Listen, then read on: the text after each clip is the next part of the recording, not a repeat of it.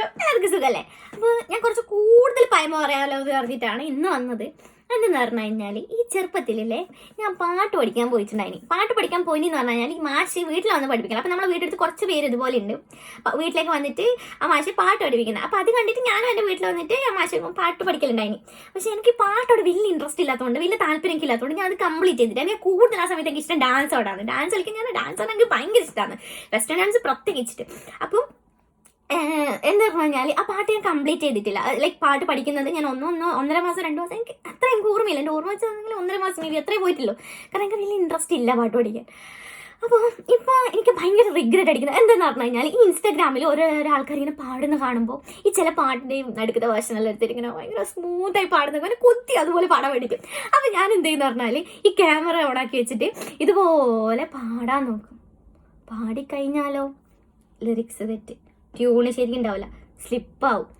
ഇതെല്ലാം ഈ നടക്കുന്ന കാര്യം. അപ്പം ഞാൻ ചിന്തിക്കും, പണ്ട് ഞാൻ ആ പാട്ട് കംപ്ലീറ്റ് ചെയ്തിട്ടുണ്ടായിരുന്നെങ്കിൽ ഞാൻ എവിടെയെങ്കിലും എത്തട്ടിയില്ലേ. ഞാൻ ഡാൻസിലിപ്പോൾ ഡാൻസിനെക്കാളും പാട്ടിലെവിടെയെങ്കിലും എത്തട്ടി. എനിക്ക് ഭയങ്കര റിഗ്രറ്റ് അടിക്കുന്നു ഗൈസ്. നിങ്ങളും അതുപോലെ ഉണ്ടോ? ആരെങ്കിലും ഉണ്ടോ എന്നൊന്ന് പറയണേ.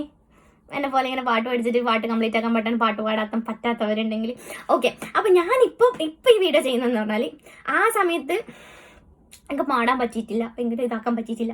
അപ്പം ഇപ്പം എനിക്കൊരു പാട്ട് പാടാൻ ഒരു കൊതി, ഒരു ഇഷ്ടം.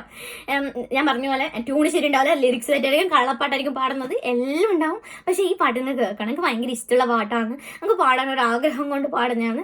ഓക്കെ, അപ്പോൾ ഞാൻ പാടാം. ഏത് പാട്ടാന്ന് പറഞ്ഞു കഴിഞ്ഞാൽ, നമ്മൾ അമ്പലപ്പുഴ ഉണ്ണിക്കണ്ണനോട് നീ ആ പാട്ടിൻ്റെ ഒരു വേർഷനില്ലേ, മറ്റേ ഇത് ഈറനോട് എന്നും കൈവണങ്ങുമെൻ നിർമാല്യ പുണ്യം പകർന്നു തരാം, ഏറെ ജന്മമായി ഞാൻ നോമ്പ് നോൽക്കുമെൻ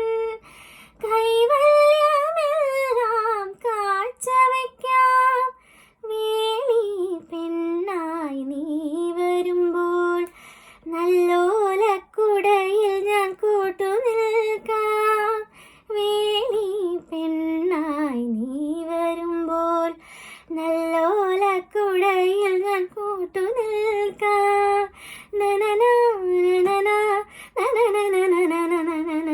അമ്പലപ്പുഴ ഉണ്ണിക്കണ്ണനോടു നീ എന്തു പരിഭവം ഓതി വന്നുവോ.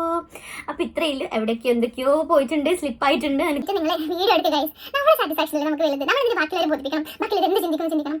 Enjoy guys, enjoy. അപ്പൊ ശരി, ബൈ.